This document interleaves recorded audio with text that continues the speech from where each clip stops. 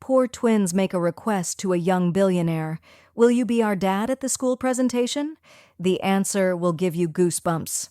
When school let out, Emma and Chloe waited in the schoolyard of St. Francis Elementary while the other children ran to their parents, excitedly chattering about the presentation they would have on Friday. The twins sat quietly on a bench, swinging legs that barely touched the ground.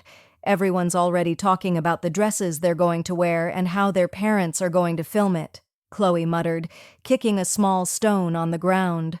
We're the only ones who will be alone. At least we have a mom, Emma replied, always the more practical one. Even if she can't come, Chloe pouted. But Tommy's mom doesn't even work, and his dad is taking the day off just to see him sing, and he's not even a good singer. The two fell silent, remembering that morning's conversation. Their mother, Sophie, had found the note about the family day presentation and explained with tears in her eyes that she couldn't miss her shift at the diner on Friday. It was the busiest day of the week, and she was already hanging on by a thread after having to miss a day when Emma got sick last month. That's when the twins noticed a shiny black car parking across the street. A young man in a dark, well-tailored suit got out of the vehicle. He glanced at his watch, impatient, and took out his phone. "Look at that man," Chloe nudged her sister. "He looks important." Emma watched the stranger with curiosity. "Do you think he's someone's dad?" "No," Chloe answered thoughtfully. "I've never seen him before." The man began to pace back and forth on the sidewalk, talking on the phone, looking a bit lost or late. Chloe suddenly stood up from the bench. "Let's go talk to him." "What? Why?" Emma asked, startled by her sister's suggestion. "I don't know," Chloe shrugged, already determined. "I just have a feeling." "Mom told us not to talk to strangers," Emma reminded her, hesitating. "We're just going to ask if he's lost," Chloe replied, already pulling her sister by the hand. "Come on." Without giving Emma time to protest further, Chloe started walking decisively toward the gate. Emma followed reluctantly, glancing back to see if any teachers were watching them. The twins left the school gate and stopped on the sidewalk. The man was across the street, still on his phone. "Let's wait for him to hang up," Chloe whispered as if they were on a secret mission. The man was having a complicated day. The GPS had led him to the wrong address and now he was late for an important meeting. "Tell Mr. Martinez I'll be there in 20 minutes? "Tops," he said into the phone, then hung up. That's when he noticed two identical little girls watching him from across the street. They wore simple school uniforms and had light brown hair tied in pigtails. They were looking at him with undisguised curiosity. He smiled slightly, amused by the situation. He gave the girls a brief wave and turned his attention back to his phone, trying to figure out the right way to go. To his surprise, the twins crossed the street and stopped a few feet away from him. One of them, apparently the bolder one, took a step forward. "Hi, are you lost?" The man raised his eyebrows, surprised by the direct approach a little. "I'm looking for a company's address." The girl nodded as if that made perfect sense.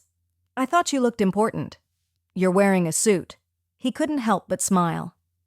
"And you're very observant. What's your name?" "I'm Chloe, and this is my sister Emma." "We're twins.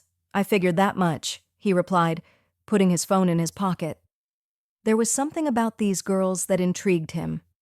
Perhaps the confidence with which they approached a stranger, or the contrast between their expressions, one shy, the other fearless. "And what's your name?" Chloe asked, looking him directly in the eye. The man hesitated for a moment as if considering whether he should answer. "Noah," he said finally. "Noah Bennett." "That's a nice name," commented Emma, speaking for the first time. Her voice was softer than her sister's. "Thank you," Noah smiled. "You know you two shouldn't be talking to strangers. You don't look dangerous," Chloe replied simply. "And we're right in front of the school. Everyone can see us." Noah glanced around, noticing a few adults watching the scene with attention. He made sure to keep a respectful distance from the children. "We have a presentation at school on Friday," Chloe continued, changing the subject abruptly. "We're going to sing and show drawings of our family." "That sounds very nice," Noah replied, playing along. Our mom can't go, Emma explained, looking down at her shoes. She has to work to pay the bills. Noah felt a pang in his chest at the girls' frankness. I'm sorry to hear that. Everyone is bringing their parents, Chloe added, her voice revealing her sadness. We're the only ones who will be alone on stage. We only have our mom, Emma continued. But she has 2 jobs. The teacher said someone from the family has to be there, Chloe said, looking at her shoes. That we don't have anyone else. That must be tough for you, Noah commented, genuinely touched. It's worse at the presentations, Emma said quietly, when everyone has someone watching and clapping for them. Tommy is bringing his mom and dad, Chloe recounted, crossing her arms. And he can't even sing right. He sounds like a frog. Noah couldn't hold back a laugh. And you too? Do you sing well? The teacher says we do, Emma replied with a small smile. We practiced a lot. I'm the best in the class, Chloe stated with conviction, but no one will be there to see it. I'm sure you'll do great, Noah said, glancing at his watch. He really needed to go, but something about these girls stopped him from just saying goodbye and leaving. Do you have kids? Chloe asked, observing him with curiosity. Noah shook his head. No, I'm not married. Why not? Chloe continued, ignoring her sister's disapproving look. Chloe, Emma scolded, blushing. You don't ask that. Noah laughed again. It's okay. I guess I've never found the right person. Our mom doesn't have a husband either, Emma explained. She says it's just the 3 of us against the world. And you manage well from what I can see, Noah commented with a gentle smile. Chloe looked at her sister as if asking for permission for something. Emma gave a slight nod. Thou you could be our dad at the presentation, Chloe said suddenly, her voice clear and direct. Just on Friday to watch us sing. Noah was completely speechless. The unexpected request caught him totally off guard. It would only be for 1 day, Emma added shilly. No one would know you're not our real dad. We just need someone to clap for us, Chloe explained. So we're not the only ones with nobody. It would be at 10 o'clock, Emma said, her eyes revealing hope. If you don't have a meeting at that time, Noah looked at the girls, surprised by the boldness of the request. Part of him wanted to say yes immediately, moved by the sadness in their eyes, but another more rational part knew it would be strange for an adult to show up pretending to be the father of children he barely knew. I don't know if that would be appropriate, he said finally. We hardly know each other and we wouldn't tell anyone, Chloe insisted. Thid would be our secret. I understand you're disappointed that your mom can't go, Noah said gently. But I don't know if I can help in that way. The twins' faces lost some of their brightness. Chloe lowered her head, trying to hide her disappointment. It's okay, Emma said with a small smile. It was just an idea. A silly idea, Chloe muttered. It's not silly, Noah hurried to say, touched by their sadness. It's just complicated. We understand, Emma replied, pulling her sister by the hand. Sorry to bother you. You didn't bother me, Noah assured them. It was a pleasure meeting you. We have to go, Chloe said, her voice less cheerful than before. The teacher will get worried. Of course, Noah nodded. Good luck with the presentation. I'm sure you'll do great. The twins waved a brief goodbye and started to walk away. After a few steps, Chloe stopped and turned around. It's at St. Francis Elementary, she said, pointing to the building behind them. Friday, 10 o'clock. In case you change your mind. Before Noah could respond, the girls had already crossed the street and were entering the school gate. He watched them until they disappeared into the yard. His phone rang, bringing him back to reality. It was his assistant wanting to know why he hadn't arrived at the meeting yet. I'm on my way, Noah replied, getting into his car. As he drove, he couldn't get the encounter with the twins out of his head. There was something about them that had touched him deeply. The request for him to pretend to be their father for a day was absurd. Of course, he barely knew them. He had no obligation to them, and yet the thought of them being alone on stage while all the other children had their parents in the audience bothered him more than he wanted to admit. St. Francis Elementary, he muttered to himself. Friday, 10 o'clock. On Friday, the auditorium of St. Francis Elementary was packed with eager parents, some with cameras, others with flowers to give their children after the show. Backstage, the children were getting ready, adjusting their clothes and rehearsing their lines one last time. Amid the hustle and bustle, the twins stood quietly in a corner, already resigned to the fact that they would be the only ones, without anyone in the audience. "Do you think he'll come?" Emma asked as she straightened the bow on her sister's dress. Chloe shrugged, trying to seem indifferent. "Of course not. He didn't even say he would. But he didn't say he wouldn't either," Emma argued, ever the optimist. "He's an important man," Chloe replied. "He must have more important things to do than pretend to be the dad of 2 girls he doesn't even know." "It was a silly idea," Emma sighed. "It was," Chloe agreed, although her eyes revealed she still held a small glimmer of hope. The teacher began to call the children into formation. "Kindergarten class, you're next. Remember to smile." The twins stood side by side, holding their drawings. As the curtain opened, their eyes immediately scanned the audience, more out of habit than hope. The rows were filled with smiling parents, some with cameras, others waving excitedly to their children. Several children proudly pointed to their parents in the audience. The twins felt that familiar pang of sadness, seeing all the seats occupied by complete families while they had no one. And then almost at the back of the auditorium, leaning against the wall as if he had arrived too late to get a seat, they saw him. Noah Bennett was there wearing a dark suit, watching the stage intently. When his eyes met the twins, he smiled and gave a discreet wave. Emma's and Chloe's faces lit up simultaneously. The surprise and joy was so intense that for a moment they forgot where they were. They squeezed each other's hands, barely able to contain their excitement. "He came," whispered Emma, without taking her eyes off Noah.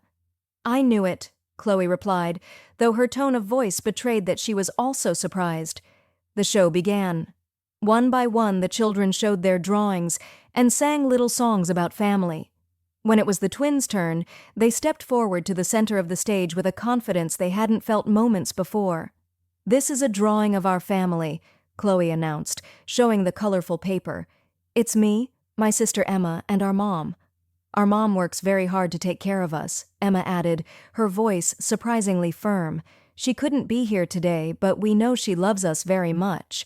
The twins then began to sing a song about family. Their sweet, in tune voices filled the auditorium. Throughout the performance, their eyes constantly sought out Noah at the back of the room.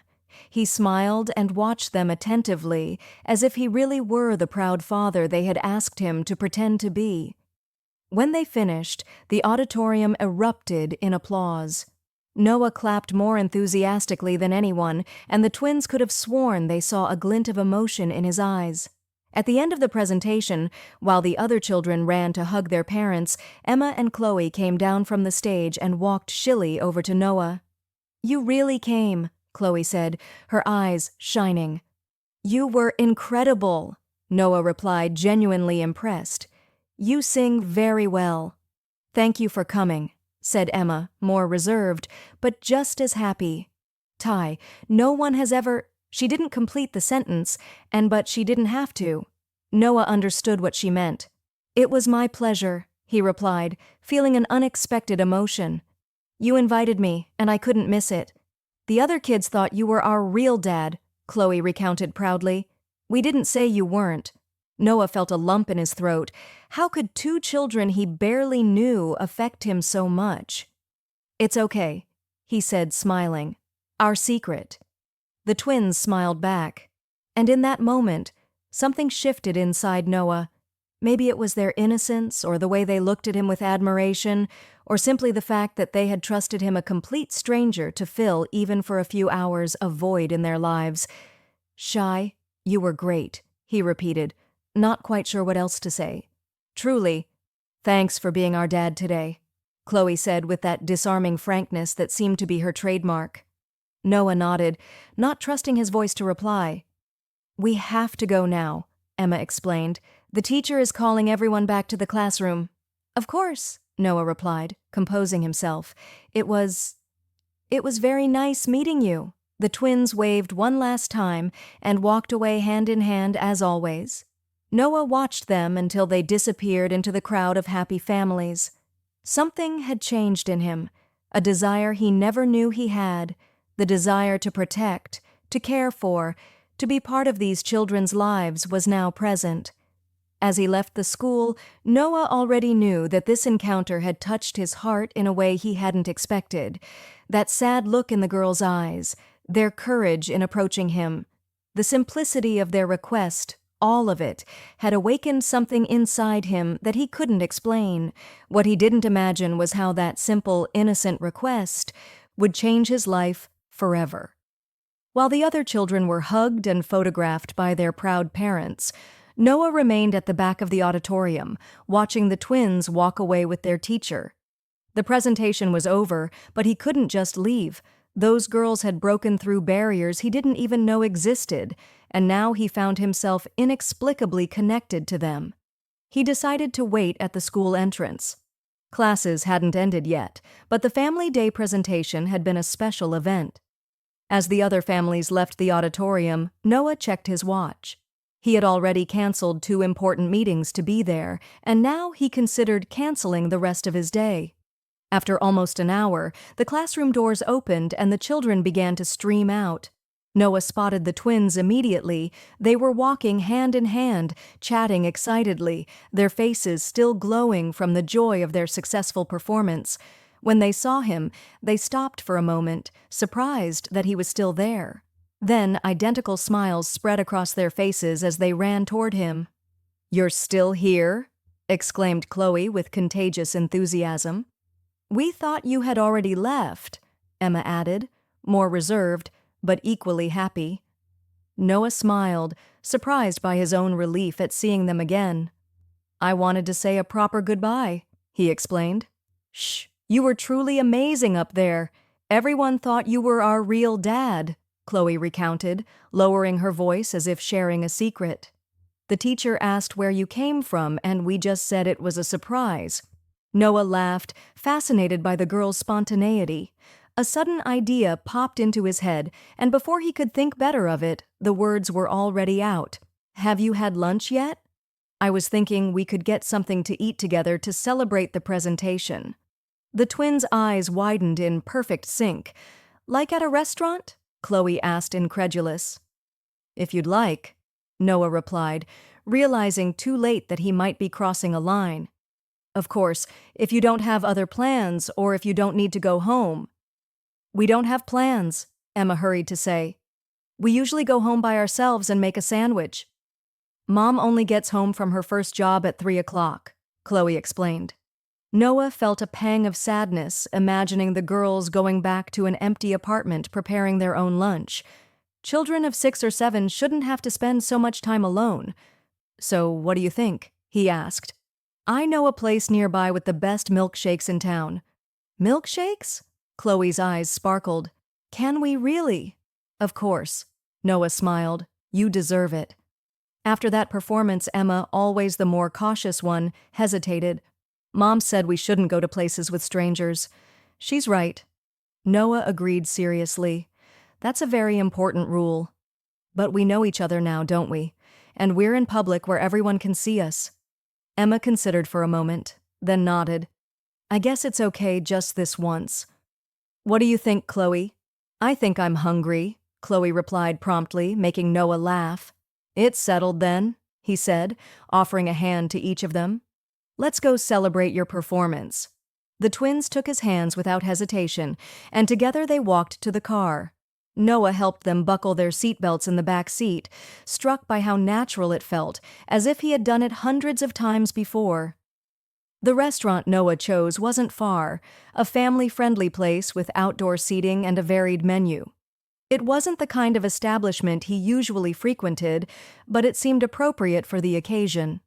Seated at a table on the patio, with colorful umbrellas shielding them from the sun, Noah watched the twins study the menu with solemn expressions as if it were a task of extreme importance. "Can I order anything?" Chloe asked, her eyes scanning the colorful pictures. "Of course," Noah replied. "Whatever you want." "Even French fries," Emma asked almost in a whisper, as if afraid of pushing her luck. Especially French fries, Noah confirmed, feeling a strange mix of joy and sadness. It was evident that a simple lunch at a restaurant was a rarity for them. After placing their orders, burgers, fries, and chocolate milkshakes for the girls, and a sandwich for Noah, they fell into a surprisingly easy conversation. "So, do you always walk home from school by yourselves?" Noah asked, trying to keep his tone casual. Emma nodded. "Most of the time, Mom works at a store in the morning and at a restaurant at night. She only has Sundays off," Chloe added, playing with the straw of her milkshake. "But even then, she sometimes picks up an extra shift." "That must be hard for you," Noah commented. "We manage," Emma replied with a maturity that didn't match her age. "I know how to heat up food in the microwave, and we already know how to take showers by ourselves and do our homework," Chloe added proudly. "I help Emma with math, and she helps me with reading." Noah felt a lump form in his throat. These children had already learned to be independent in a way no child should have to. "Mom said it will be easier when she finishes college," Emma explained, as if feeling the need to defend her mother. "She studies at night when we're already asleep." "Your mother sounds like an incredible person," Noah commented sincerely. "Working, studying, and taking care of you." "She's the best mom in the world," Chloe affirmed with conviction. "Fire." "But sometimes we wish we had a dad, too." Emma nudged her sister as if scolding her for her frankness, but Chloe just shrugged. "It's true," she insisted. "Everyone at school has a dad except us." You've never met your father?" Noah asked hesitantly, unsure if he was treading on forbidden territory. The twins shook their heads simultaneously. "Mom said he left before we were born," Emma explained. "She doesn't really like to talk about it, but we have pictures of him," Chloe added. "Mom keeps them in a box under her bed." "Chloe," Emma chided, "we're not supposed to go through Mom's things." "I didn't go through them," Chloe defended herself. I saw it when I was looking for my lost sock." Noah watched the interaction with fascination. It was clear that despite their identical appearances, the girls' personalities were completely different. One cautious and responsible, the other impulsive and direct. "Do you have a lot of friends at school?" Noah asked, deliberately changing the subject. The conversation flowed naturally as they ate. The twins told him about their teachers, their favorite subjects, their classmates. Noah listened with genuine interest, asking questions and laughing at the stories they told with such enthusiasm.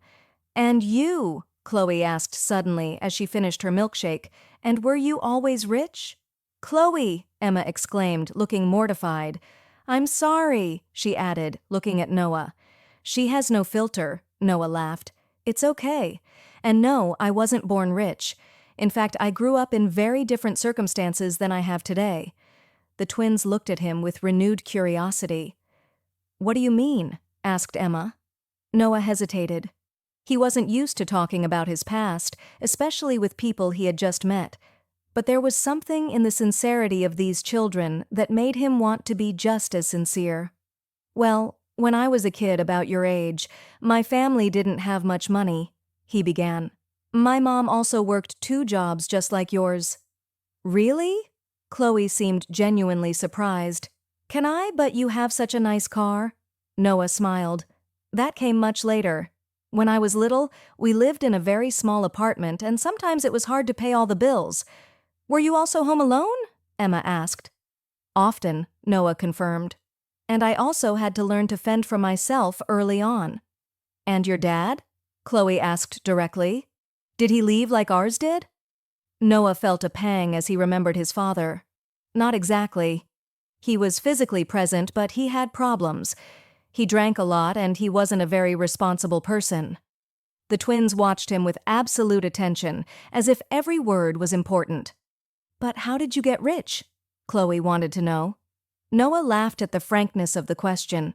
"I studied a lot. I got a scholarship to college, and then I worked hard.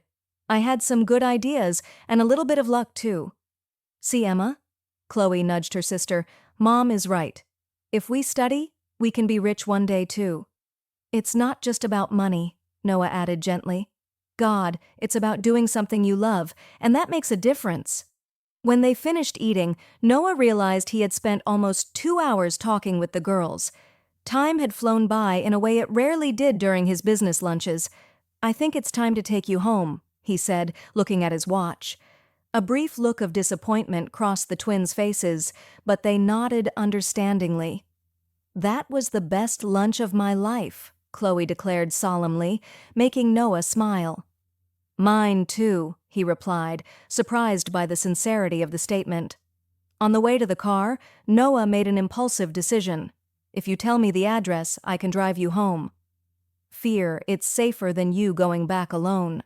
The girls exchanged glances as if consulting each other silently. Mom only gets home at 3 o'clock, Emma remembered, but I think it's okay. Apartment 302, Oakwood Apartments, Maple Street, Chloe recited promptly. During the short drive to the apartment, Noah found himself thinking about how the day had taken a completely unexpected turn. What had started as an impulsive act of kindness, attending the school presentation of two girls he barely knew, had turned into something more significant. The Oakwood Apartments was a modest 4-story building without an elevator in a simpler part of the city. Noah parked the car and accompanied the twins to the 3rd floor. "This is it," announced Emma, stopping in front of door 302. She took out a key attached to a lanyard hidden under her uniform shirt. "Do you want to come in?" Chloe invited as Emma unlocked the door. "We can show you our drawings." Noah hesitated. Entering the apartment of two children without a parent present seemed inappropriate. On the other hand, leaving them alone also worried him. Just for a moment, he finally decided, "Until I'm sure you'll be okay." The apartment was small but surprisingly cozy. A combined living room and kitchen, 2 small bedrooms visible through ajar doors, and a bookshelf filled with books that took up almost an entire wall. There were plants on the windowsills and children's drawings taped to the refrigerator. The place exuded simplicity, but also care and effort. "Mom made that bookshelf," Emma explained proudly, noticing Noah's gaze. "She likes to fix things, and those are our plants." Chloe pointed to the small pots on the windowsill. "We take care of them every day." Noah was about to comment on the apartment when he heard the sound of keys at the door. The twins turned surprised. "It's Mom!" exclaimed Emma. "She never gets home this early." The door opened and a young woman entered carrying a grocery bag. She looked tired, but smiled when she saw her daughters until she noticed Noah standing in her living room. The smile vanished instantly, replaced by an expression of shock. The bag slipped from her hands, scattering apples across the floor. "Girls, who is?" she began, but her voice failed as she looked directly at Noah. "Mom, this is Noah," Chloe explained excitedly, seemingly oblivious to the sudden tension. "He came to our presentation today. And then he took us to lunch," Emma added. "We had burgers and milkshakes." Sophie Bennett remained motionless, her face now as pale as paper. Her eyes, identical to her daughter's, were fixed on Noah, a mixture of recognition and poorly concealed panic. "A pleasure to meet you," Noah said, extending his hand automatically, even as he sensed something strange was happening. "The girls invited me in. I hope you don't mind." "Your face looks familiar," he added, trying to understand why the woman in front of him seemed so disturbed by his presence. Sophie swallowed hard, forcing a tense smile as she bent down to pick up the scattered apples. "You must be confusing me with someone else," she replied quickly, avoiding his gaze.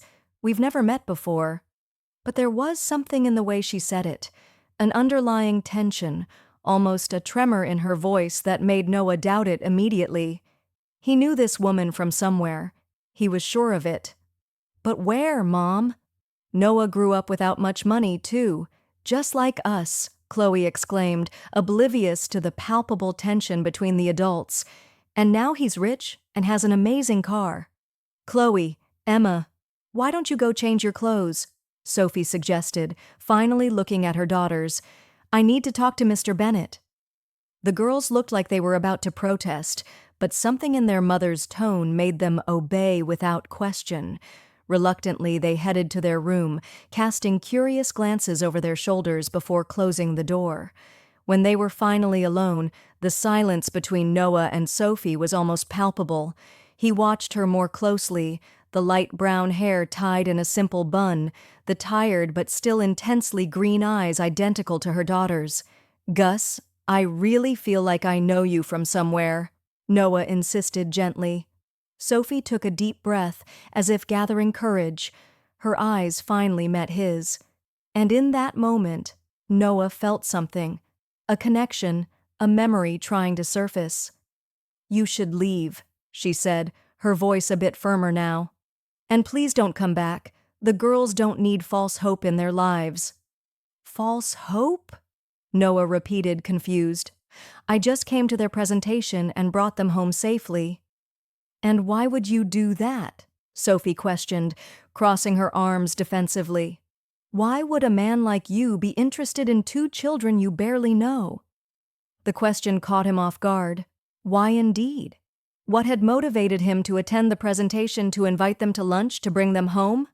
"They asked me to," he replied simply. "Because it was the truth. They wanted someone in the audience and I couldn't say no."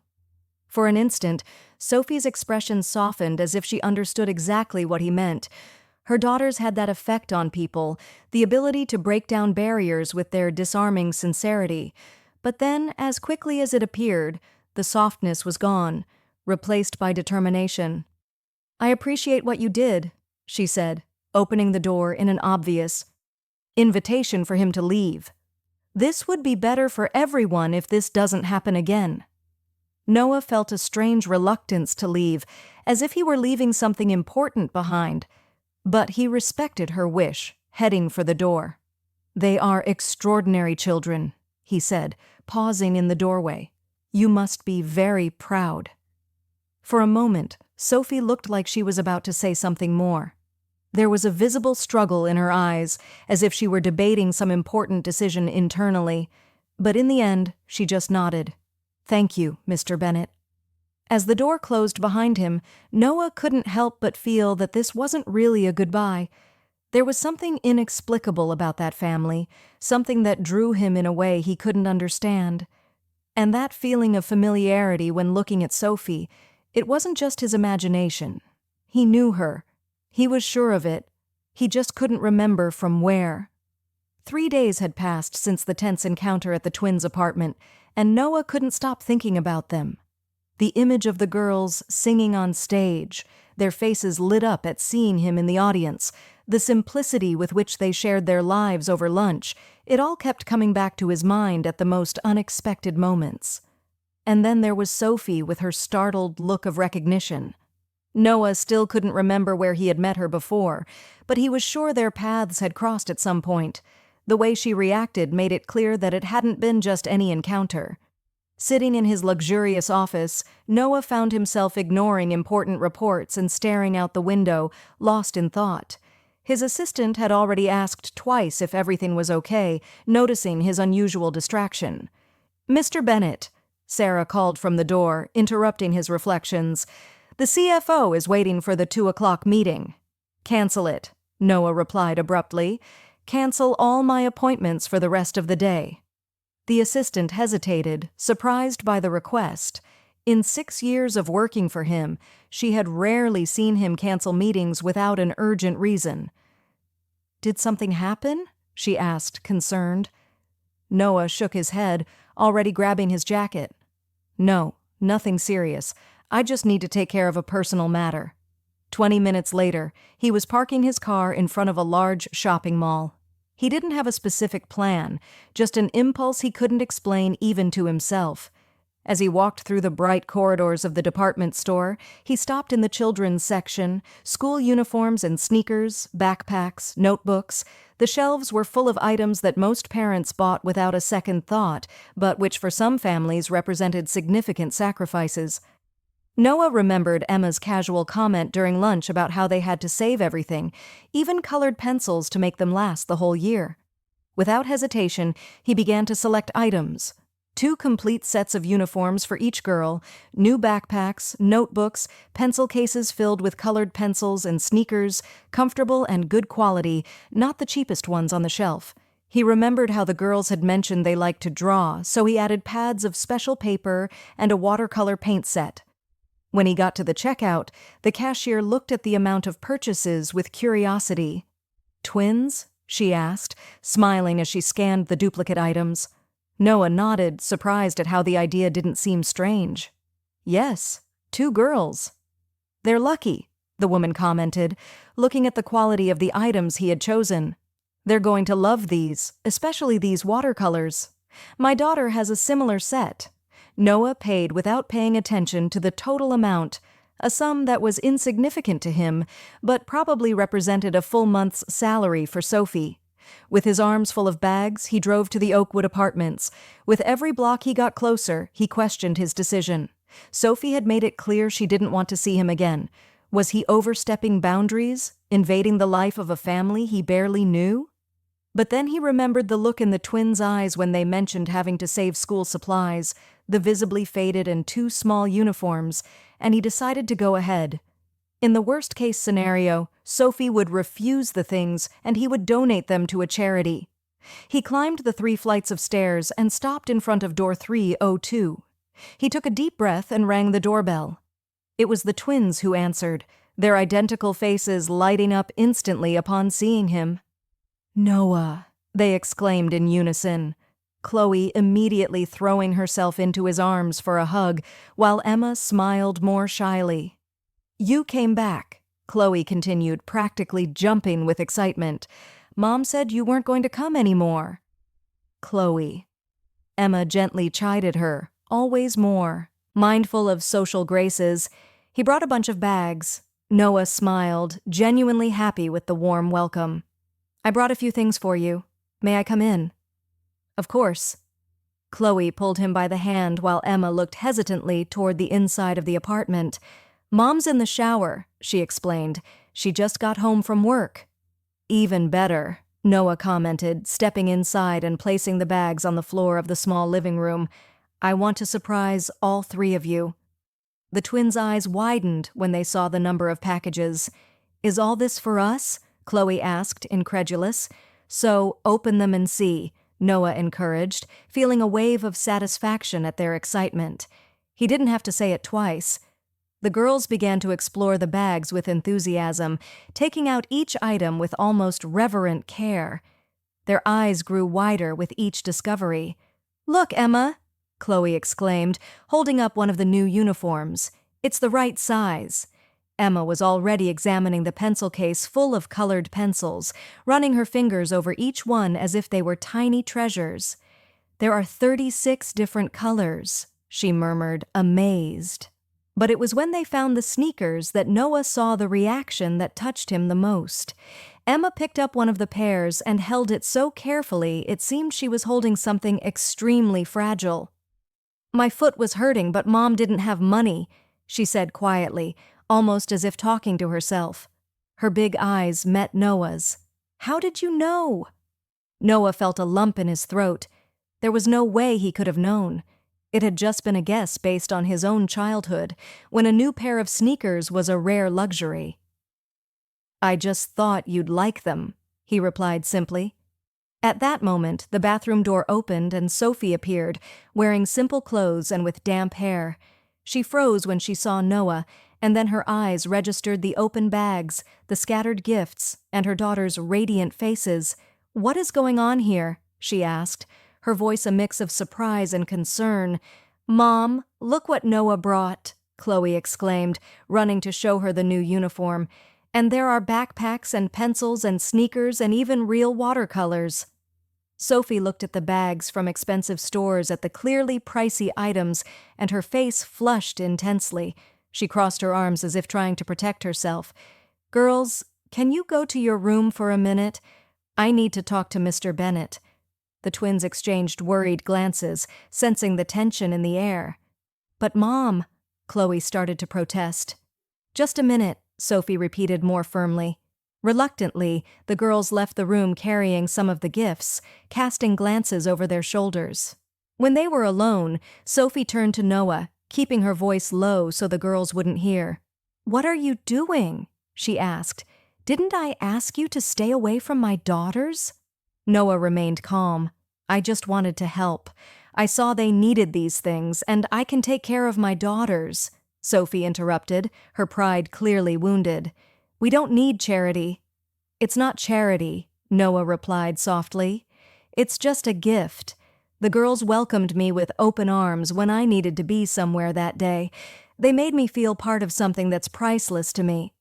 Sophie stared at him, studying his face as if trying to find any sign of falsehood, but all she saw was sincerity.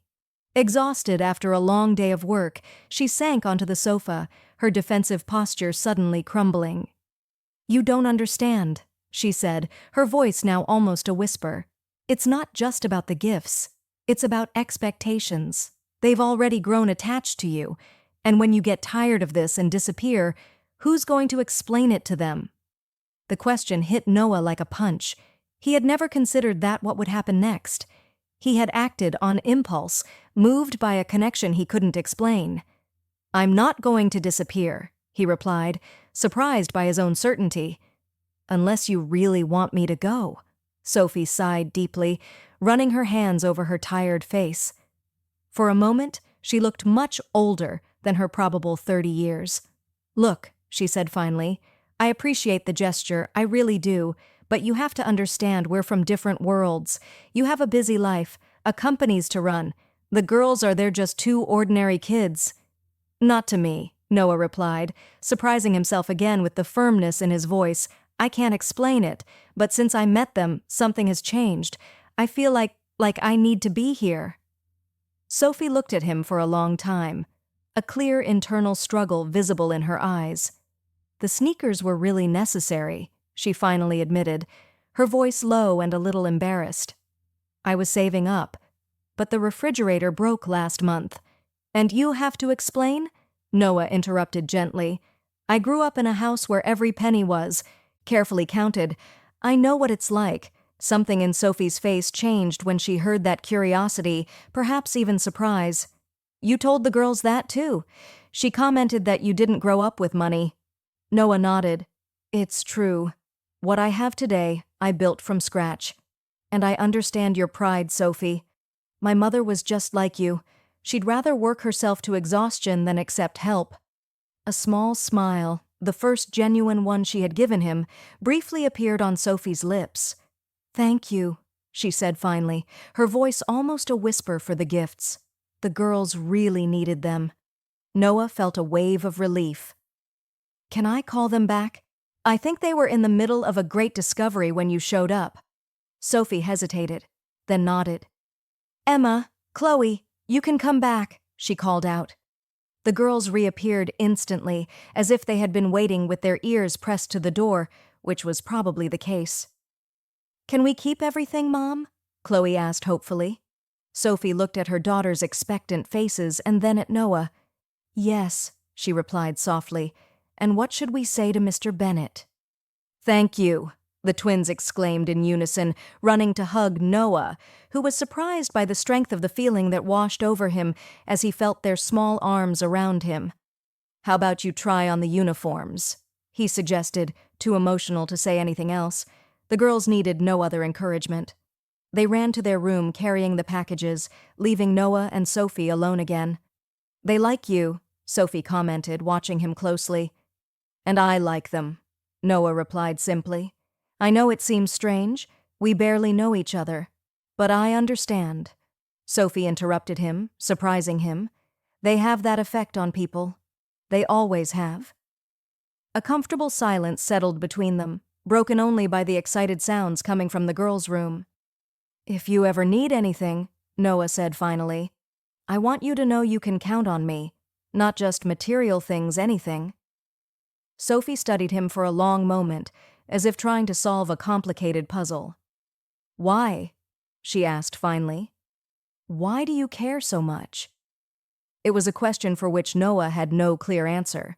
How could he explain a connection that he himself didn't fully understand? I don't know, he answered honestly. I just know it's important for me to be here for you all. The twins reappeared then, wearing the new uniforms, twirling to show how good they looked. Noah noticed that the quality fabric fit perfectly, replacing the worn, too small clothes they had worn before. "It's perfect," Chloe exclaimed, admiring herself. "And so comfortable," Emma added, running her hands over the soft fabric. Noah smiled, feeling a satisfaction he rarely experienced in his professional life, even after closing the most profitable deals. In the following weeks, an unexpected routine was established. Noah began to visit the small apartment 2 or 3 times a week, always bringing something, sometimes just ice cream or a new book, other times more necessary items he noticed were missing. Sophie initially maintained a cautious distance, always polite but reserved. However, little by little, the barriers began to fall. She started to accept his presence, perhaps realizing the genuine joy he brought to the girls. On a Saturday afternoon, Noah sat on the living room floor with the twins, drawing with the watercolors he had brought. They had spread out newspapers to protect the floor, and the 3 of them were completely absorbed in the activity. "Look, Noah, I drew you," Chloe announced, showing a colorful drawing where a tall figure in a suit held the hands of 2 identical girls. "That's amazing," Noah praised, genuinely impressed with the girls' talent. "You have a future as an artist. I want to be a doctor," Chloe replied promptly, "but I'll draw in my spare time." "And you, Emma?" Noah asked, noticing that the other twin was focused on a more detailed drawing of a large house with a garden. "I don't know yet," she answered thoughtfully. "Maybe an architect. I like to draw houses." Noah smiled, observing how different they were in their aspirations, despite their identical appearance. He was about to suggest they paint something together when he noticed a movement at Sophie's bedroom door. She was standing there watching the scene silently. There was something in her gaze, a mix of complex emotions, concern, guilt, but also, for the first time, something that looked like hope. Her eyes met Noah's, and for a brief moment, a silent communication passed between them. It was as if she was finally seeing something in him that reassured her, perhaps the genuine affection he felt for the girls, the absence of any ulterior motive. Sophie quickly looked away, returning to her room, but Noah had seen enough to understand that something had changed. A barrier had fallen. Later, after the twins had gone to bed, Sophie walked him to the door. "They've never had a male figure in their lives," she said softly. "They're getting attached to you very quickly." "That worries you," Noah observed. Not as a question, but a statement. Sophie nodded. At first, yes, a lot. But now she hesitated as if carefully weighing her next words. "Now I'm starting to think it might be good for them." "I'm glad to hear that," Noah replied, feeling a relief he didn't know he was waiting for. "They are incredible kids, Sophie. You've done an amazing job raising them on your own." A soft blush colored Sophie's cheeks. "Thank you," she murmured, "and thank you for everything you've been doing. Not just the material things, Gahan, but for being present." As he walked down the stairs of the building, Noah reflected on how his life had changed in such a short time. Before it was just work and more work, endless meetings and profitable deals, but without any real connection. Now his most anticipated days were those when he visited the small apartment on Maple Street. What had started as an innocent request to be a dad for a day had turned into something much deeper and more meaningful. Sophie closed the door and leaned against it, taking a deep breath. She walked silently to the twins' room and stood watching them sleep, their identical little faces relaxed and peaceful. In the last few days, she had noticed a change in them. They were happier, more confident. The new uniforms and school supplies had done wonders for their self-esteem, but it was more than that. It was Noah's constant presence, the genuine interest he showed in their small achievements and dreams. Sophie sat on the edge of the bed, a lump forming in her throat. A dilemma that had tormented her for years was now taking on new dimensions. The truth she kept hidden weighed more and more heavily on her chest. "Should I tell him?" she whispered to herself, gently stroking Emma's hair. "Does he have the right to know?" The fear of what could happen paralyzed her. What if he became furious that she had hidden the truth for so long? What if he wanted to take the girls from her? Or worse, what if, after knowing, he lost interest and disappeared completely? But there was also another possibility, one that was beginning to seem less and less unlikely. What if he was really different from what she feared? What if he really cared about the girls as much as he seemed to? Sophie wiped away a silent tear. The most difficult decision of her life was approaching, and she knew she couldn't postpone it for much longer. The clock showed almost 9 o'clock when Noah arrived at the twins' small apartment. It wasn't his usual visiting time. He usually came earlier to have time to play with the girls before dinner. But today, Sophie had called asking him to come after the children were asleep. There was something in her voice, a tension, a restrained urgency that had worried him all day. He knocked softly on the door, trying not to make too much noise. Sophie answered almost immediately, as if she had been waiting near the entrance. Her eyes looked tired, with small shadows underneath that he had never noticed before. "Thanks for coming," she said quietly, stepping aside for him to enter. The girls just fell asleep. "Did something happen?" Noah asked, keeping his voice equally low. "You sounded worried on the phone." Sophie didn't answer right away. She closed the door carefully and gestured toward the small kitchen. "Can we talk in there? I don't want to wake them." Noah nodded, following her to the cramped but impeccably organized kitchen. The round table that occupied the center of the space barely fit 4 chairs. Sophie indicated for him to sit and took the chair opposite him. Her fingers drummed nervously on the table's surface. "Want some coffee?" she offered, clearly procrastinating whatever she needed to say. "I'm fine, thank you," Noah replied gently. "Sophie, what's going on? You're making me worried." She took a deep breath as if gathering courage. Her eyes, so similar to her daughter's, met his for a moment, then shifted to her own hands. "I need to tell you something," she began, her voice almost a whisper. "Something I should have told you a long time ago." Noah felt a sudden apprehension. In the last 2 months since meeting the twins, he had become a constant presence in their lives. He visited them regularly, helped with homework, took them to the park on weekends. Sophie had become more receptive to his presence, though she always maintained a certain reserve. Now, it seemed he would finally understand why. "Does it have to do with that feeling that we've met before?" he asked, remembering the strange familiarity he felt when he first saw her. Sophie nodded, lightly biting her lower lip. "I've never been good at hiding things," she said with a sad smile. "And every time you look at the girls, every time you play with them or help them with something, the guilt just grows." "Guilt?" Noah repeated, confused. "Sophie, what are you talking about?" She closed her eyes for a moment, as if making a final decision. When she opened them again, there was a determination there that wasn't present before. "We have met," she said finally, her voice trembling, but firm. "I was a waitress at that party. It was just one night. I didn't know who you were. After I found out I was pregnant, I didn't know how to find you." The words hung in the air between them, laden with an almost tangible weight. Noah felt as if time had frozen. His mind raced, trying to process what he had just heard, trying to fit together the pieces of a puzzle he didn't even know he was trying to solve. "What party?" he asked automatically, still in shock.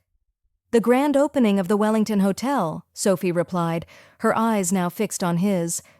"Almost 7 years ago, I was working as a temp waitress. Needed the money for college. You were there celebrating some kind of business deal." Slowly, the memory began to surface. The Wellington Hotel, one of the first major projects he had financed. The opening party had been extravagant, with champagne flowing freely and the city's elite all present. He had drunk more than usual, celebrating the success of the venture. "You were wearing a black uniform," he murmured, the memory coming back now. "Hair tied up, different from the curls you have now." Sophie nodded, a tear silently trickling down her cheek. "You bumped into me near the restroom," she continued. "I dropped a tray of glasses. You offered to pay for it. Said you wouldn't tell anyone. We started talking, and we ended up in my hotel room." Noah completed, the memory now crystal clear. One night. A single night with a beautiful waitress whose name he barely remembered the next morning. A casual encounter that meant nothing, or so he thought at the time. I had never done anything like that before, Sophie said as if she needed to explain. I was never the type of person who... But there was something about you. A connection. And I was young, and you were so she didn't finish the sentence, but she didn't need to. Noah remembered the charm he had used, the sense of power he felt that night, young and newly rich, celebrating his first big success. The next morning, you were already gone, he recalled. I left money on the nightstand. Sophie winced. I didn't take it.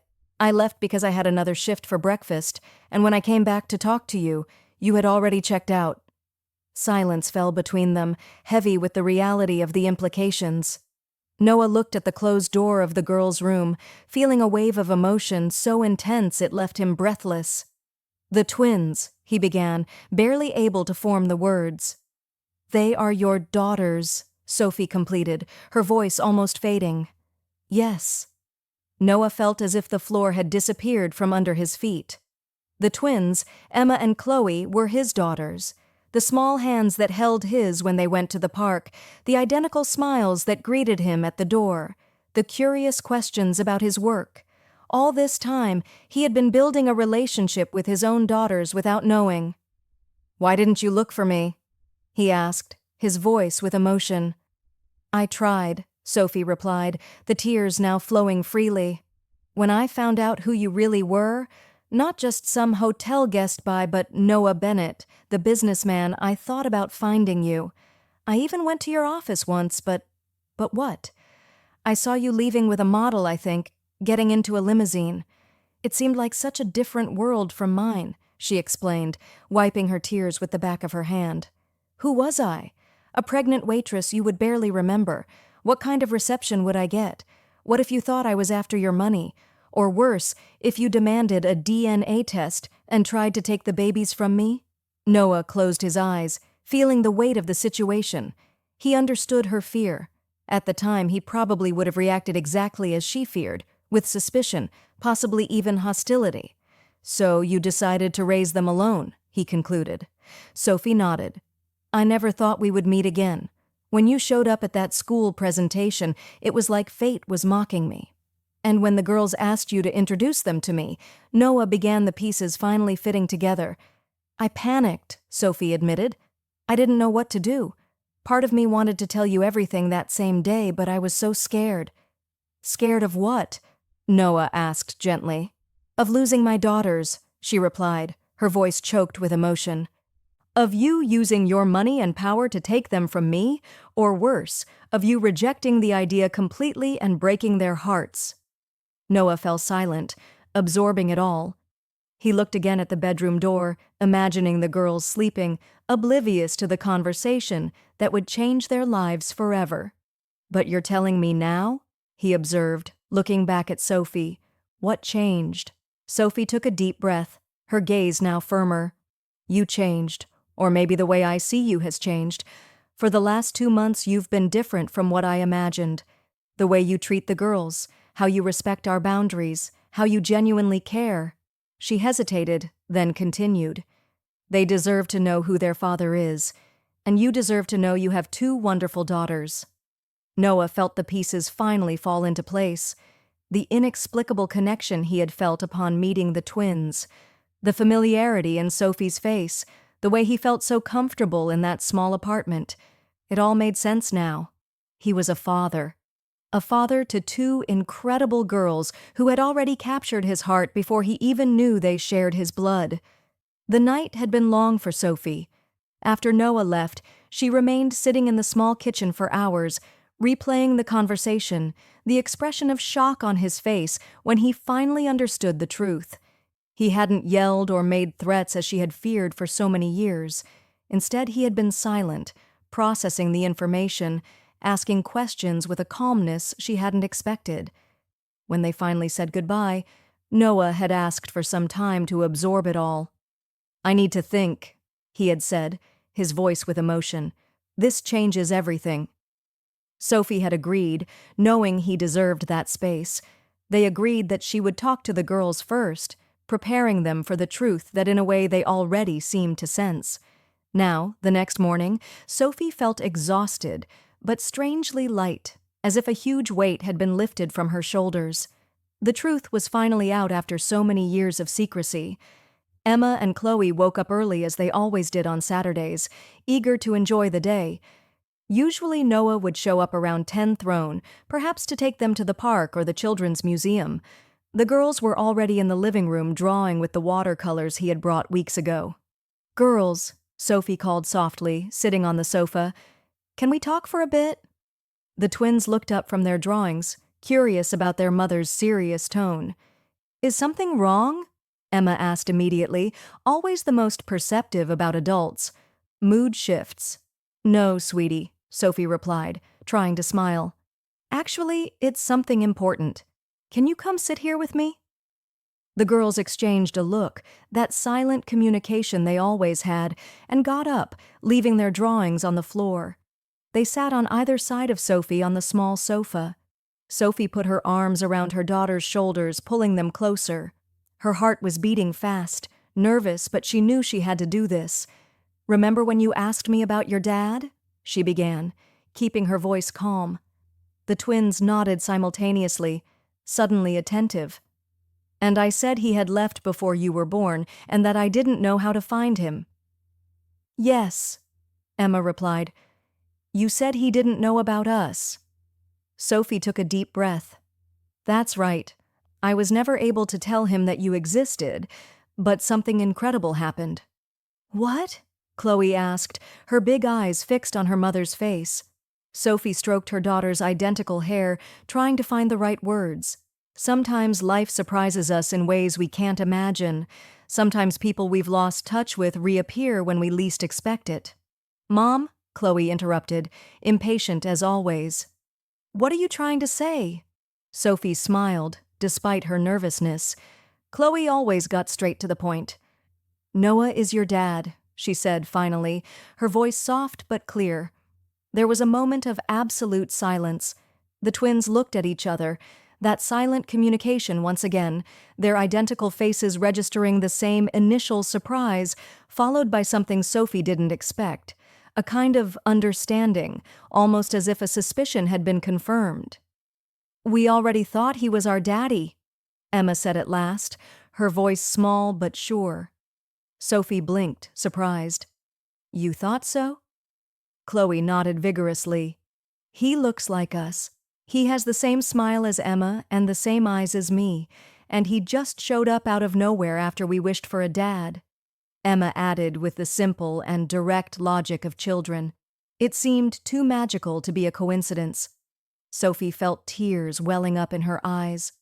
All this time, while she had tortured herself with secrets and fears, her daughters had made the connection with the pure intuition that only children possess.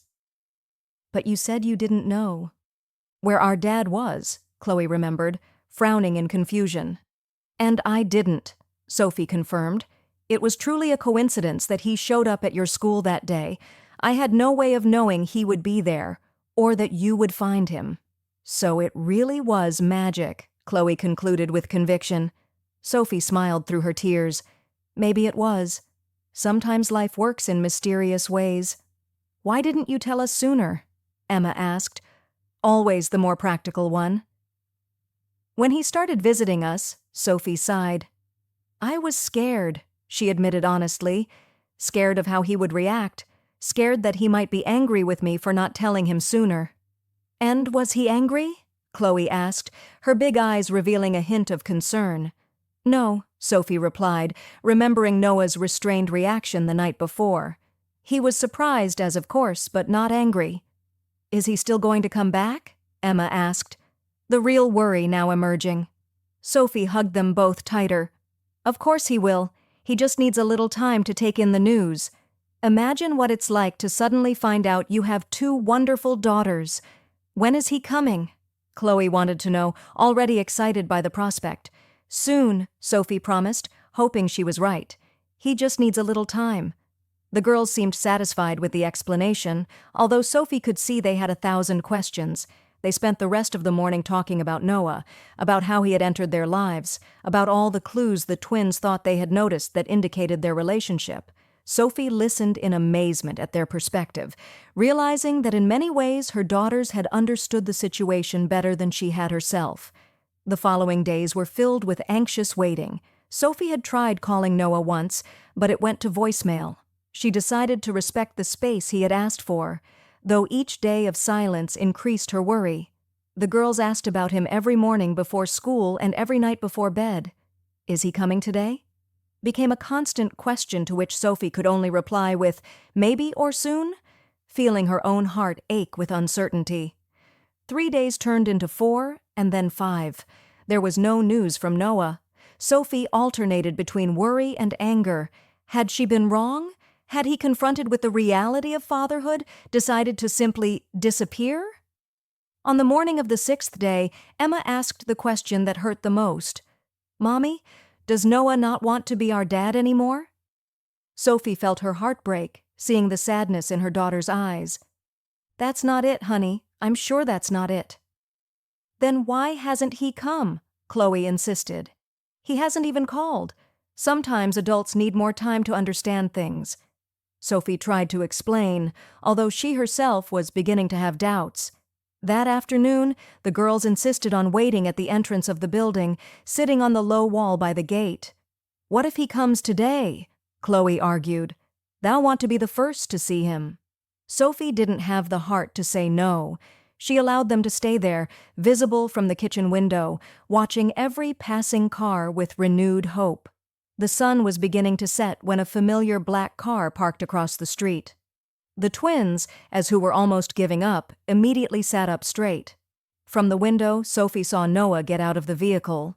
He looked tired, with dark circles visible even from a distance.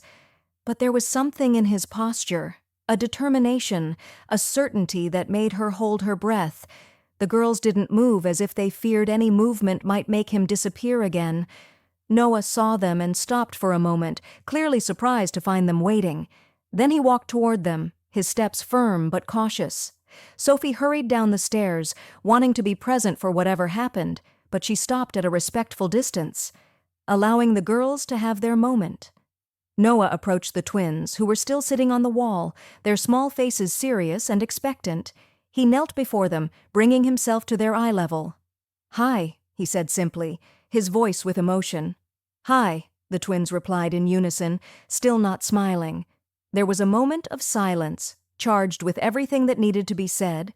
It was Chloe, as always, who spoke first. "We thought you didn't want to be our dad anymore," she said, her usually confident voice now reduced to an insecure whisper. Noah's expression broke upon hearing those words. Sophie could see, even from where she stood, the genuine pain in his eyes. "No," he replied immediately, his voice firm despite the evident emotion. "Never think that ever." He held out his hands, one for each girl, and they took them after only a moment's hesitation. "I'm sorry I disappeared," he continued. "I had to sort out some important things to make sure I could keep all the promises I want to make to you." "What things?" Emma asked, always the pragmatist. Noah smiled, a gentle smile that transformed his tired face. "Grown-up stuff. Work, mostly. I had to reorganize a lot of things to have more free time." "Time for what?" Chloe wanted to know. "Time for you," Noah replied simply. "Time to be a dad." The twins exchanged glances, that silent communication they always had. Sophie could see hope slowly returning to their faces. Noah took a deep breath, still holding the girls' hands. "I want you to know something, and I want you to never forget it, no matter what happens." The twins looked at him with absolute attention. "Nothing in the world will ever keep me away from you," he declared, his voice filled with an unshakable certainty. "I want to put you on my birth certificate. I want to give you my name. I want to be present for everything. School presentations, birthdays, ordinary days, every moment. I want to be the father you deserve to have." The girls' eyes widened at his words. For a moment no one spoke, the weight of the promise hanging in the air between them. Then, as if responding to an invisible signal, the twins threw themselves into Noah's arms simultaneously. He hugged them tightly, closing his eyes as he held them against his chest. Sophie felt tears streaming down her face as she witnessed the scene. 7 years of worry, of doubts, of sleepless nights wondering if she had made the right choice. All of it seemed to dissipate before the image in front of her. Noah looked up and saw her standing there. Without letting go of the girls, he extended a hand toward her, inviting her to join them. Sophie hesitated for only a second before approaching. When she took his hand, Noah squeezed it firmly, his eyes conveying 1,000 unspoken words. Gratitude, forgiveness, promise. "We're going to make this work," he said, the we encompassing all 4 of them. Together, Sophie nodded, unable to speak through the tears of relief that now flowed freely. For the first time in years, she allowed herself to believe that maybe, just maybe, they could truly be a family. 3 weeks had passed since the revelation. 3 weeks of adjustments, conversations, and small changes that together were beginning to transform 4 individual lives into a family. Noah had kept his promise. He went to the courthouse with Sophie to formalize his paternity of the twins, giving them his last name. Now, Emma and Chloe Bennett officially carried their father's name, a fact they announced with pride to anyone who would listen. In the small routine they established, Noah spent the nights at his own apartment, but showed up almost every morning to take the girls to school and returned in the late afternoon, often staying for dinner. Sophie watched, amazed, as he took on the role of a father with a naturalness no one would expect from someone who had just discovered he had 7-year-old twin daughters. On a Friday, Noah arrived earlier than usual. The twins were still at school, and Sophie had managed to get a rare day off from work. "I have a surprise," he announced as she opened the door, an enigmatic smile on his face. "What kind of surprise?" Sophie asked, genuinely curious. Lately, she had allowed herself to let her guard down a little more each day, seeing how consistent and reliable Noah proved to be. "Actually, there are several surprises," he replied, entering the small apartment. "But the first one is just for the girls. I was thinking of picking them up early from school today and taking them on a special outing, just them and me."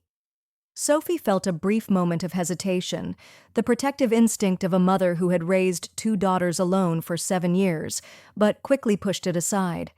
"They'll love that. They've been talking nonstop about wanting to spend more time with you." "I know this has been an adjustment for all of us," Noah commented, his tone more serious. "Especially for you, having to share the girls after so long alone with them." Sophie appreciated his sensitivity. "It's been easier than I imagined," she admitted. "Seeing their happiness makes up for any adjustment." Noah nodded, clearly pleased with the answer. "So, can I pick them up today? I promise to bring them back for dinner." "Of course," Sophie agreed. "I'll call the school and let them know you'll be picking them up." When Noah arrived at the school, the twins were waiting in the office, their little faces lighting up when they saw him. It was still a novelty for them being picked up by their dad, being able to say, "My dad is picking me up today like the other kids." "Where are we going?" Chloe asked immediately as they got into the car, always direct and curious. "It's a surprise," Noah replied, adjusting the rear-view mirror so he could see their faces in. "The back seat, or rather several surprises." "I love surprises," Chloe exclaimed, while Emma just smiled, her enthusiasm more restrained but equally visible in her sparkling eyes. "Is Mom coming too?" Emma asked, always concerned about including everyone. "Today is a special day just for the 3 of us," Noah explained gently. "Oh, to celebrate us officially being a family." The girls exchanged excited glances. Since Noah had signed the papers acknowledging his paternity, they carried a new kind of confidence, a security that came from finally having what so many other children had, a present father. Noah drove for about 20 minutes until they reached a large shopping mall. The twins looked up in awe at the high ceiling with sophisticated lighting and the colorful storefronts. "First stop," Noah announced, guiding them to a huge toy store, the kind that looks like a children's paradise with themed sections and interactive displays. The twins' eyes widened as they entered, and it was very different from the small neighborhood toy stores they occasionally visited with Sophie, usually just to browse or buy a modest birthday present. "You can pick whatever you want," Noah said, smiling at their astonished expressions. "No limits today." "Anything?" Chloe asked, incredulous. "Anything," Noah confirmed. "We're setting up a new room for you, remember?" "We need proper toys for it." The girls looked at each other for a moment, as if consulting one another in their silent communication, and then set off in slightly different directions. Emma to the section with educational games and books, Chloe straight to the flashiest and most colorful toys. Noah followed them, watching with interest the distinct choices they made. Emma selected carefully, examining each item before deciding if she wanted it, while Chloe quickly accumulated a pile of things that caught her eye. "I don't think we can take all of this," Emma commented worriedly, looking at Chloe's growing collection. "Today you can," Noah assured her. "It's a special day." After nearly an hour, the girls had selected an impressive variety: board games, picture books, science kits, dolls, building blocks, and a dollhouse big enough for them to play with together. As the staff packed everything up, Noah led them to the next stop, an elegant children's boutique with clothes that looked like they were straight out of a catalog. "Now," he said, "we need new clothes to go with the new toys." The twins seemed almost intimidated as they entered the sophisticated store. A sales associate approached, smiling kindly. "How can we help you with anything specific today?" "We're looking for a complete wardrobe for my daughters," Noah replied, feeling a special warmth as he said, "My daughters?" out loud. "Clothes for all occasions?" The sales associate nodded, professional but visibly excited at the prospect of a large sale. "We have beautiful collections for girls. Would you like to see something more casual or clothes for special occasions?" "Both," Noah answered, "and anything they like." Once again, the twins' different personalities emerged. Emma went for the more classic and practical pieces, while Chloe was drawn to everything colorful and eye-catching. The associate, in noticing their preferences, began bringing options that matched each of their styles. Emma tried on a simple but elegant dress made of light blue cotton with small embroidered details. When she came out of the dressing room, she stood in front of the mirror, almost not recognizing her own reflection. "Hi, it looks beautiful on you," Noah commented, genuinely impressed with how the dress brought out the blue in her eyes. His eyes, as he now knew. Emma ran her hands over the soft fabric, an almost disbelieving look on her face. "I've never had such a pretty dress," she murmured, more to herself than to the others. Something about that simple, honest comment hit Noah deeply. The idea that his daughter, his own daughter, had never had something as basic as a pretty dress made his heart ache. In that moment, he promised himself that Emma, Chloe, and Sophie would never again lack for anything, neither the essentials nor the small luxuries that make life sweeter. By the end of the shopping session, the girls had completely new wardrobes: dresses, pants, blouses, coats, shoes, and even accessories like hair bows and small children's jewelry. "We're not done yet," Noah announced to the amazement of the twins, who were already thrilled with everything they had received. "So now we're going to choose the decorations for your new room." The decor store was a paradise of colors and styles. Again, the twins' distinct preferences showed, Emma preferring softer tones and delicate patterns, Chloe opting for vibrant colors and more playful themes. "How are we going to decorate one room with such different things?" Emma asked, concerned as she saw the contrasting choices. "Don't worry about that now," Noah replied mysteriously. "Trust me, it will work out." After selecting curtains, lamps, picture frames, decorative art, and various accessories, Noah finally announced it was time for a break.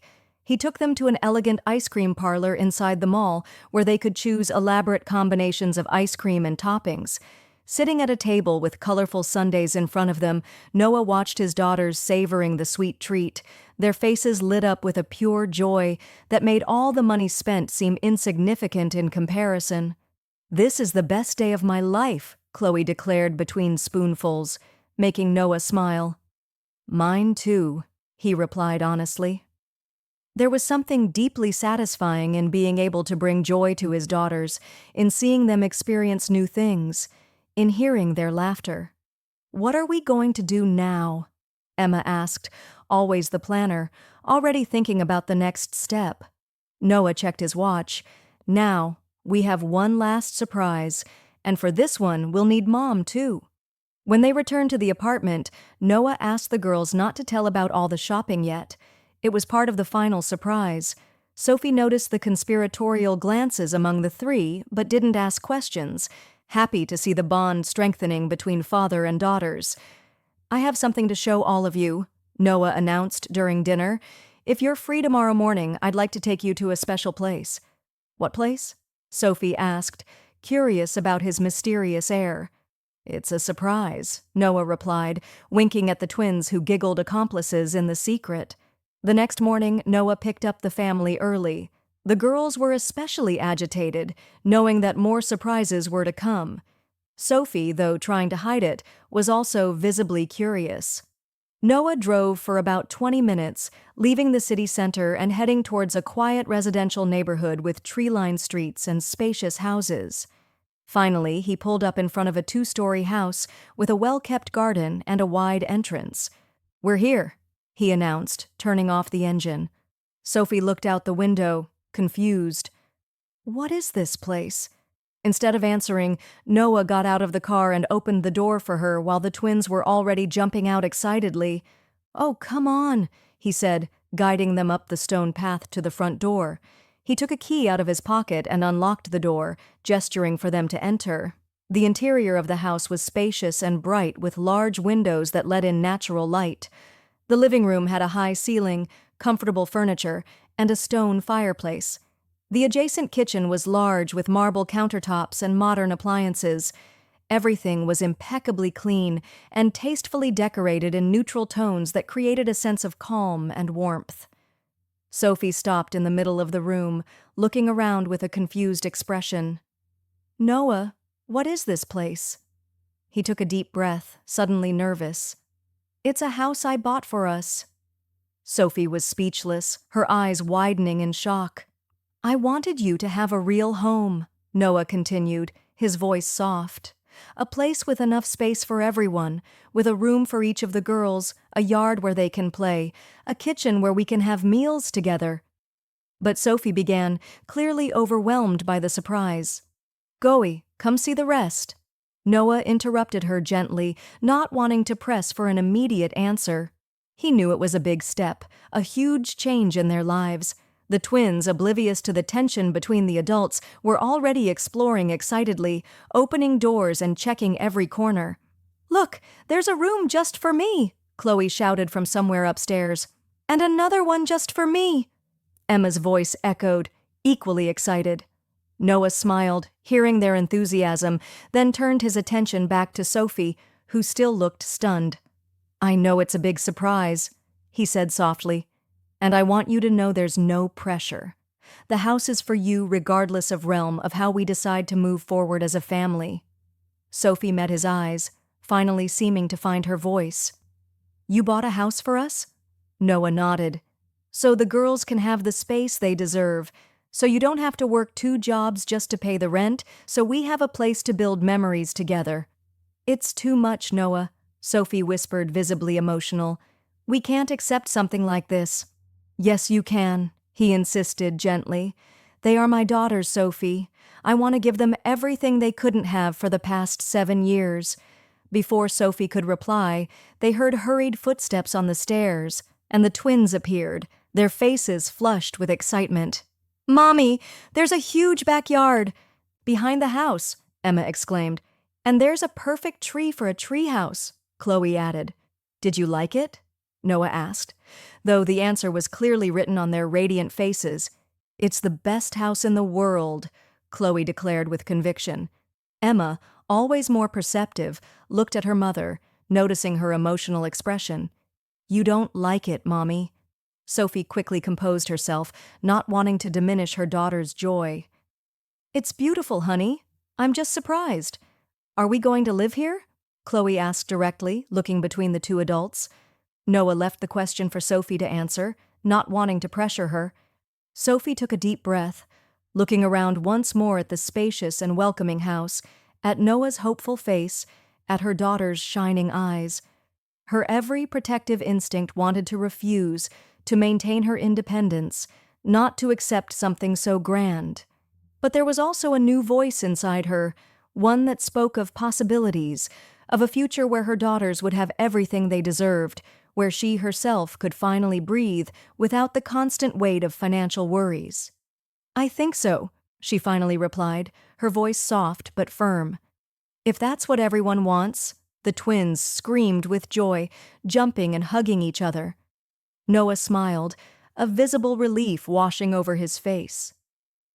"There's one more thing," he said as the initial celebration subsided. "I want to show you something special, girls." He led them back upstairs to a closed door they hadn't yet explored. "This is a special room," he explained, "for you want to be together instead of in your separate rooms." As he opened the door, it revealed a magical space, a large room decorated with a perfect combination of the contrasting styles the twins had chosen at the store. On one side, the soft tones and delicate patterns that Emma preferred. On the other, the vibrant colors and playful elements that Chloe loved. In the center, a common area where the styles blended harmoniously. All the purchases from the previous day, the toys, the decorative accessories were there, perfectly arranged. The dollhouse held a place of honor against one wall, and a bookshelf filled with books covered another. "It's our dream room," Emma exclaimed, running inside to explore. 2 weeks later, the move was complete. The small apartment on Maple Street had been exchanged for the spacious house in the tree-lined neighborhood. Sophie still worked, but only one job, with hours that allowed her to be home when the girls returned from school. It was in this new chapter of their lives that the first school event with Noah, officially as a father, took place, a science fair, where the twins would present a project on the water cycle, which they had prepared with his help. While the other children gave their presentations, Noah stood beside Sophie in the audience, the two exchanging proud glances every few minutes. When it was the twins' turn, they stood confidently next to their colorful poster. "Our project is about the water cycle," Emma began, her voice clear and firm. "And our dad helped us build this model," Chloe added, pointing to the three-dimensional display that showed the process of evaporation and precipitation. The pride on their faces as they said, "Our dad," was evident to everyone. After the presentation, when they received warm applause, they ran directly to Noah, who hugged them tightly. "You were amazing," he praised, genuinely impressed with their confidence. "It was thanks to your help," Emma replied, her arms still around his neck. As Chloe ran off to show something to a classmate, Emma lingered for a moment longer, hugged to her father. She leaned in and whispered in his ear, "Good thing we found you. Now you don't have to pretend to be our dad anymore. You're our daddy forever." Noah felt a lump in his throat, unable to respond with words. Instead, he just hugged her tighter, kissing the top of her head. Sophie watched the scene from a few steps away, her heart finally at peace. The path to get here hadn't been easy. Years of solitary struggle, of fears and doubts, followed by weeks of adaptation and change. But looking at her family now, her daughters happy and secure, the man she had rediscovered in such an unexpected way, she knew they were exactly where they were supposed to be. If this story touched your heart, subscribe to the channel and turn on notifications so you don't miss the next ones. Leave a like because it helps this story get recommended to more people. See you in the next.